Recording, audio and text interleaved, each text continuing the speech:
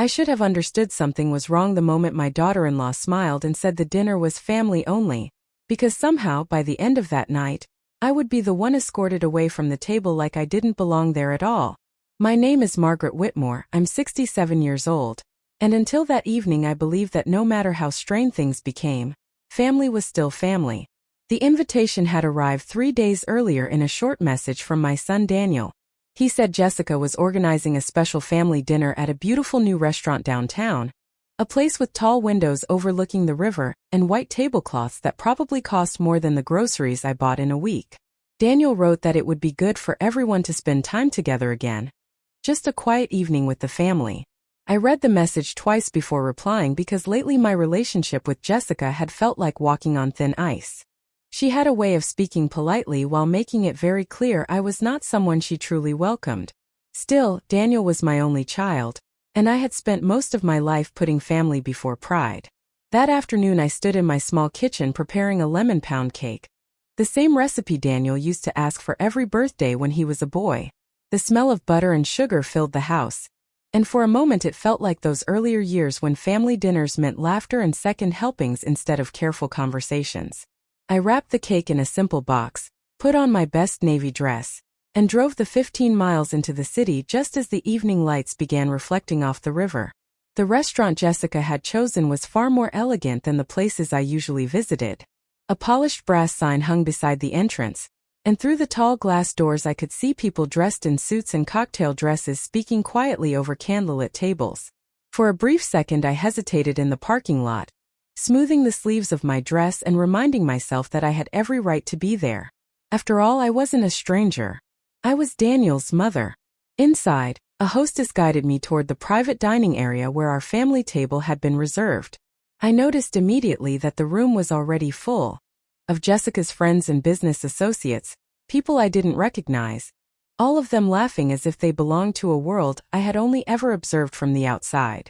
Jessica stood at the center of it all wearing a tailored cream jacket, greeting guests like the evening belonged entirely to her. When she saw me approach, her smile appeared quickly, but it felt practiced, the kind of smile someone gives when they remember they are supposed to be polite. Daniel gave me a brief hug, distracted, already turning back toward a conversation with one of the men beside him. I placed the cake on the side table and looked around for my seat, expecting a small card with my name the way formal dinners often arrange their tables.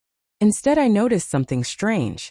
Every chair at the long polished table had a place setting, crystal glassware, and a neatly folded napkin except for the space at the very end, where there was nothing at all. For the first time that evening a quiet feeling settled in my chest, the kind that tells you a celebration may not have been planned with you in mind. I stood there for a moment pretending to study the room while my eyes kept drifting back to the long dining table. The more I looked at it, the clearer the picture became. 12 chairs, 12 carefully arranged place settings, and 12 small cards with elegant handwriting. I slowly counted them, hoping I had simply missed mine, but the numbers did not lie. Every seat belonged to someone else. Jessica noticed where I was looking and walked over with the confident stride of someone hosting a successful event. She glanced briefly at the cake box on the side table and gave a polite nod. "You did not have to bring anything," she said in a smooth voice that carried just enough sweetness to sound courteous in front of the guests. I told her it was only a simple lemon cake and that Daniel had always liked it. For a moment she said nothing, and then she smiled again, but this time the smile felt thinner. She told me the evening was meant to celebrate the restaurant's new private partnership group, many of whom were seated at the table already enjoying their drinks. As she spoke, I noticed the way her eyes briefly moved toward the empty end of the room where a few extra chairs were stacked neatly against the wall. The message was subtle, but it was clear enough that even someone like me could understand it. I told myself not to overthink the situation. Sometimes events became crowded and arrangements changed at the last minute. Daniel approached then, holding a glass of sparkling water, and greeted me again as if we had not seen each other just minutes earlier. He looked tired, distracted, and slightly nervous in the way he often did when Jessica was directing something important. I asked him quietly where I should sit, expecting a quick answer that would resolve the uncomfortable feeling building in my chest. Daniel hesitated for a second and then glanced toward Jessica before answering. He said the seating arrangement had been carefully planned, and that perhaps I could wait a few minutes while they figured something out. The words were gentle, but they landed heavier than he probably realized. I nodded and stepped aside so that another couple could pass into the dining room. Around me the conversations continued easily. Laughter drifted through the air, glasses clinked softly, and a waiter carried a tray of appetizers past the group. I stood near the window overlooking the river, and watched the lights reflecting across the water, while trying to remind myself that patience was sometimes the only way to keep peace in a family. Still, the longer I stood there, the more I noticed the quiet details that made everything feel slightly wrong. The dinner had clearly been planned with precision. The name cards matched the printed menus, and the menus matched the seating order arranged along the polished oak table. Nothing about this evening had been left to chance. And that meant one simple thing I could not ignore any longer. My place had never been part of the plan in the first place. I remained by the window for several more minutes, watching the reflections of the city lights ripple across the dark water, while the voices behind me grew louder with the comfortable energy of people settling into an evening they believed would be memorable. A waiter moved through the room offering small plates of appetizers, and several guests accepted them with casual conversation about business ventures and upcoming travel plans. No one offered a plate to me, although one young man gave a polite nod as he passed, perhaps assuming I was simply waiting for someone. I kept reminding myself that patience was sometimes the most dignified response to awkward moments. Eventually Jessica called everyone toward the long table, her voice calm and confident as she announced that dinner would begin shortly. The guests moved easily into their assigned places, finding their name cards and sitting down with the relaxed certainty of people who knew exactly where they belonged. I watched as Daniel took his seat near the center beside Jessica, who appeared perfectly composed as she adjusted the arrangement of silverware in front of her. The chairs filled one by one until the entire table looked complete, a perfect picture of a formal gathering. And yet I was still standing near the edge of the room holding my purse in both hands. I waited a few seconds longer, expecting someone to notice, perhaps Daniel remembering that I was still without a seat. Instead, the conversations continued without interruption. Jessica lifted her glass and began welcoming everyone, thanking them for coming to celebrate the restaurant's new partnership and the exciting opportunities ahead. Her voice carried clearly across the table, and several guests nodded with approving smiles. I took a slow breath and stepped closer to the table, hoping the movement itself might remind them that I was there. When Jessica finally noticed me standing beside the last chair, she paused briefly in the middle of her sentence. For a moment her eyes scanned the table as though checking the arrangement again. Then she gave a soft laugh that sounded almost rehearsed. She explained to the guests that the dinner had been organized very carefully, with seating planned weeks in advance to make sure every investor and partner could sit in the correct order. The explanation was delivered lightly, but it left little room for misunderstanding. I glanced at Daniel again, waiting for him to say something simple like asking the staff to bring another chair. Instead, he lowered his gaze to the menu in front of him and pretended to study the printed descriptions of the dishes. The quiet that followed lasted only a few seconds, but it felt longer to me than the entire drive into the city. Jessica straightened slightly in her chair, then looked past me toward the entrance of the dining room where two restaurant staff members stood near the doorway. With a calm expression, she lifted her hand in a small gesture that signaled for their attention, and the room slowly began to grow quieter as several guests turned to see what would happen next. The two staff members near the doorway looked toward Jessica immediately, the way employees often respond to the quiet authority of someone they believe represents the management or the most important guests in the room. Conversations around the table softened as people sensed that something unusual was happening. I remained standing beside the table, close enough to see the polished silverware reflecting the candlelight but far enough to feel like an outsider looking in on a celebration that had never truly included me. Jessica kept her expression pleasant, the same practiced smile she had worn all evening, but there was a firmness in her voice when she spoke again. She said that sometimes unexpected situations occurred during large events, and that the restaurant staff would help make sure everything continued smoothly. One of the staff members approached slowly, offering a polite greeting to the table before glancing in my direction with a look of mild confusion. I could tell he was trying to understand the situation without creating discomfort for anyone involved.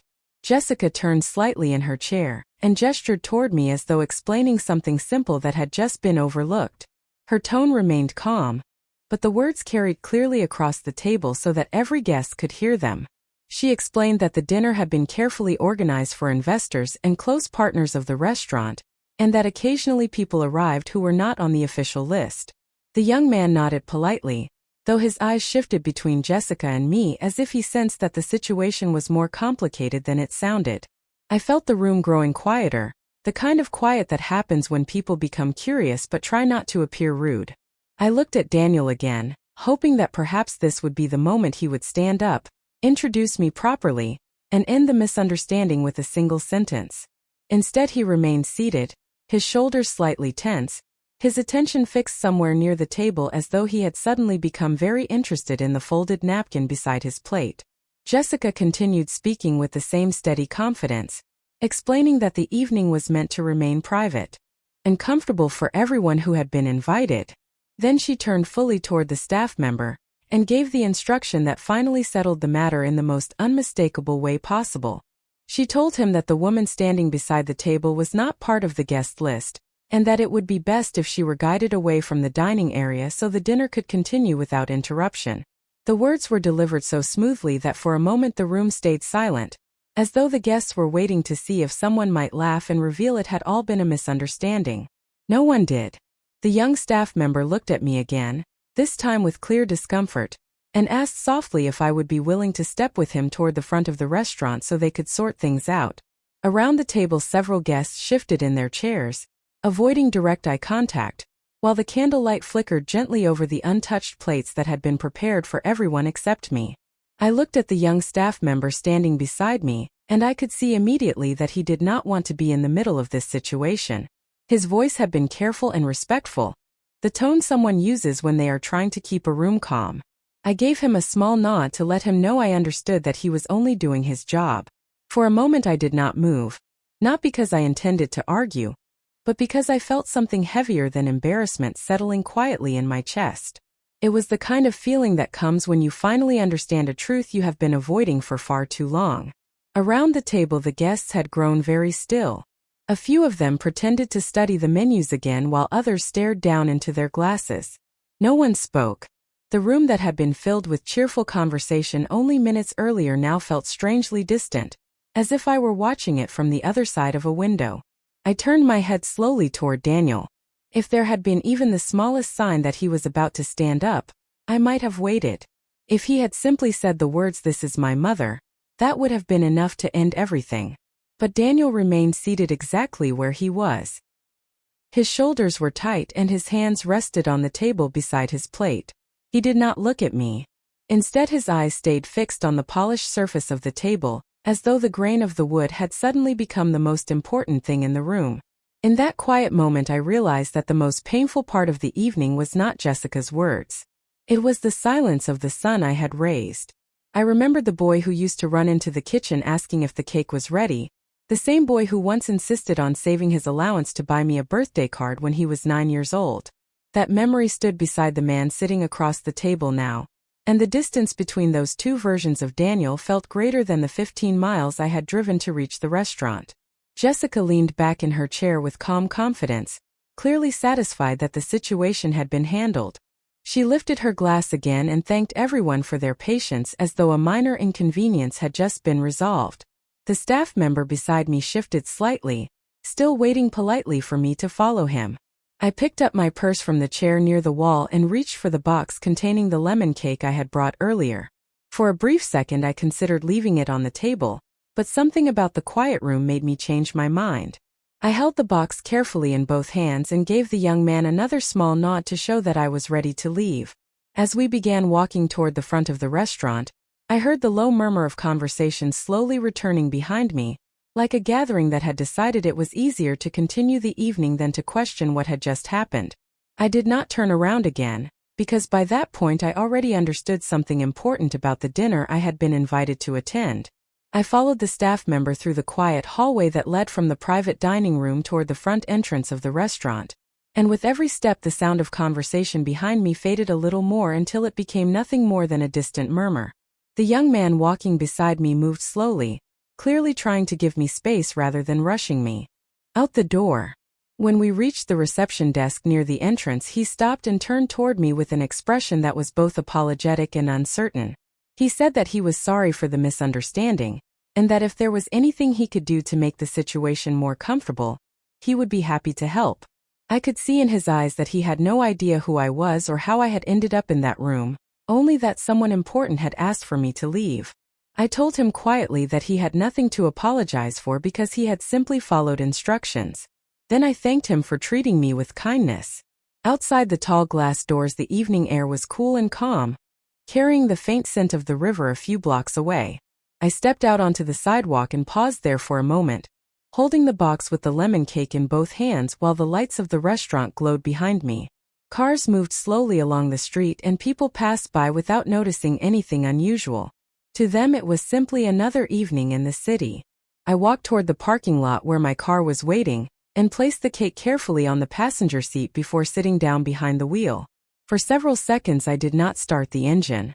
Instead I looked through the windshield toward the restaurant windows, where soft golden light spilled out onto the pavement. Somewhere inside that building my son was still sitting at the table with Jessica and their guests, continuing a dinner that had been planned down to the smallest detail. The realization did not make me angry the way some people might expect. What I felt instead was a quiet clarity that had been forming for months without me fully acknowledging it. I had spent years believing that patience and understanding would always be enough to keep a family together, but that evening had shown me something different. As I sat there in the car, I reached into my purse and took out my phone. The screen glowed softly in the dim light, reflecting against the steering wheel as I scrolled through the contacts until I found the number I needed. It was a number that most people at that dinner table did not know I had. I pressed the call button and held the phone to my ear while listening to the gentle ringing tone on the other end. After only 2 rings, a familiar voice answered, warm and professional at the same time. I greeted him calmly and asked if he had a moment to speak, because something had just happened at the restaurant downtown that I believed he should hear about. The voice on the other end of the phone belonged to Robert Langford, the attorney who had handled my business matters for more than 20 years. And he answered in the calm, steady tone of someone who was used to late evening calls about important decisions. He greeted me by name and asked if everything was all right, because it was unusual for me to call him outside normal hours. I told him quietly that I was sitting in my car outside the restaurant downtown, the same restaurant where the new partnership dinner was taking place. For a brief moment there was silence on the line, the kind of silence that happens when someone suddenly becomes very attentive. Robert knew exactly which restaurant I meant because he had been involved in the legal paperwork when the investment group was first formed. I explained what had just happened inside the private dining room. I told him how the seating had been arranged, how the guests had gathered around the long table, and how I had been asked to leave because apparently I was not considered part of the evening. I did not raise my voice and I did not add anger to the story. I simply described the events one by one in the same way someone might recount a quiet conversation. When I finished speaking, Robert let out a slow breath on the other end of the call. He asked me gently if I was certain about what had happened, and I told him that I was completely certain because I had been standing there when the instructions were given.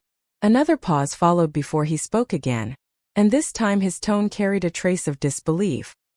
He reminded me that the restaurant itself existed because of a very specific financial arrangement that had been carefully structured months earlier. The majority investment that made the entire project possible had not come from the people sitting at that table tonight. It had come from me. When Jessica and Daniel first discussed the opportunity with their friends and business partners, they had needed a substantial amount of capital to secure the building, renovate the interior, and cover the first year of operating expenses. I had agreed to provide that funding quietly because Daniel had been so enthusiastic about the idea, and because I believed helping him succeed was something any mother would want to do.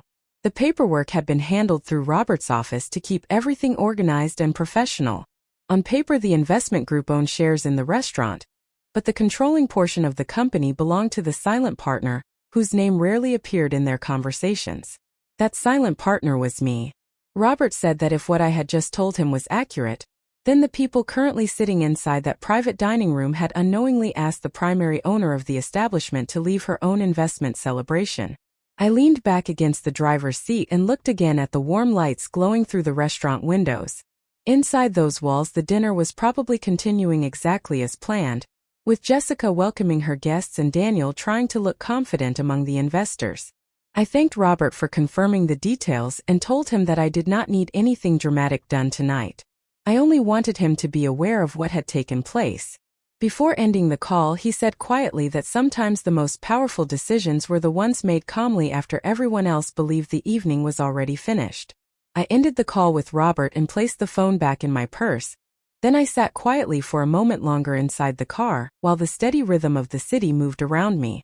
A delivery truck rolled slowly past the restaurant entrance and a couple walked along the sidewalk, laughing about something that had nothing to do with me, or the evening that had just unfolded. For them it was simply another pleasant night in the city, but for me it felt like the closing of a long chapter that I had held onto for far too long.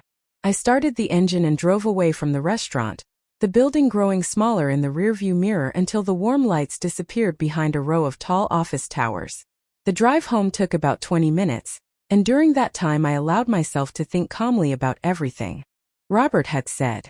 Months earlier, when Daniel first mentioned the idea of investing in a restaurant with several partners, he had been so excited that his voice reminded me of the young man who used to talk about dreams of owning a business someday. He told me that the opportunity was promising, but that the group needed additional capital to secure the property and complete the renovations. I had listened carefully while he explained the details over coffee at my kitchen table. At that time he had not asked me directly for help, but I could see the hope in his eyes. I had built my savings slowly over decades through careful work and a few wise investments, and I decided quietly that supporting my son's ambition would be a good way to use part of it. The arrangement had been handled professionally through Robert's office, so that everything would remain transparent and organized. Daniel and Jessica knew I had contributed funding, but they never asked about the structure of the agreement, and I never volunteered the full details because I believe trust should be given freely within a family. When I reached my house that evening, the porch light was still glowing, casting a soft circle across the front steps. I carried the lemon cake inside and placed it gently on the kitchen counter. The house felt peaceful, the familiar scent of wood polish and fresh tea lingering in the air. For a moment I imagined the dinner continuing downtown, Jessica raising her glass to toast the success of the restaurant, while the guests congratulated one another on the partnership they believed they controlled. What none of them realized yet was that the quiet phone call I had made from the parking lot had already set something important in motion. Robert had promised that he would review the partnership documents first thing in the morning and confirm the steps that could be taken if changes needed to be made. I poured myself a glass of water and sat down at the kitchen table, looking at the unopened cake box that had traveled all the way to the restaurant and back without ever being served. Strangely enough, I did not feel bitter about it. Instead, I felt a steady sense of clarity. Sometimes people reveal who they truly are not through loud arguments but through quiet decisions made in public. That evening at the restaurant had revealed far more than any conversation ever could, and the truth of it was now impossible for me to ignore. The next morning the house was quiet except for the soft ticking of the clock above the kitchen stove, and the gentle sound of sunlight moving across the wooden floor through the dining room window. I woke earlier than usual, not because of worry, but because the calm clarity from the night before had not faded. I made a simple cup of coffee and sat at the same kitchen table where Daniel had once explained his dream of opening the restaurant. The lemon cake still rested on the counter exactly where I had left it, unopened and untouched. As I poured the coffee into my favorite mug, my phone vibrated softly on the table. The name on the screen was Robert Langford. I answered and greeted him with the same calm tone I had used the night before. Robert told me that he had already reviewed the partnership agreement early that morning. According to the documents filed through his office, the controlling share of the restaurant company was still held by the original silent investor, who had funded the majority of the startup capital. That investor, of course, was me. He explained that the board of partners could continue operating normally if they wished, but any major decisions regarding ownership, restructuring, or financial direction required approval from the majority stakeholder. Robert then asked a careful question. He wanted to know whether I intended to remain silent in the arrangement or whether the events of the previous evening had changed my thinking. I looked around the quiet kitchen while considering his words. For years I had believed that supporting Daniel quietly from the background was the best way to help him build his future. I never expected recognition or public gratitude, but the dinner had revealed something important. Respect within a family should not depend on whether someone knows your financial value. It should exist simply because you belong. I told Robert that I did not want conflict, and that I had no interest in embarrassing anyone publicly. However, I also believed the time had come for the partnership structure to become more transparent. I asked him to prepare a formal notice requesting a meeting with the investors and partners at the restaurant later that week. During that meeting, the ownership structure would be explained clearly, including the role of the majority investor, who had remained invisible until now. Robert agreed that such a meeting would be appropriate and promised to begin the arrangements immediately. After the call ended, I carried the lemon cake to the dining table and opened the box. The smell of fresh citrus and butter filled the room, the same scent that used to make Daniel smile when he was a boy. I cut a single slice and placed it on a plate beside my coffee. Outside the window, the morning sun was rising slowly over the quiet street, and for the first time in a long while I felt completely certain about the direction of the days ahead. Sometimes people believe dignity comes from raising your voice or proving your power in dramatic ways. I had learned something different. Real dignity comes from standing quietly in your truth and allowing time to reveal it to everyone else. And very soon, everyone who had sat at that dinner table would finally understand exactly whose table it had always been.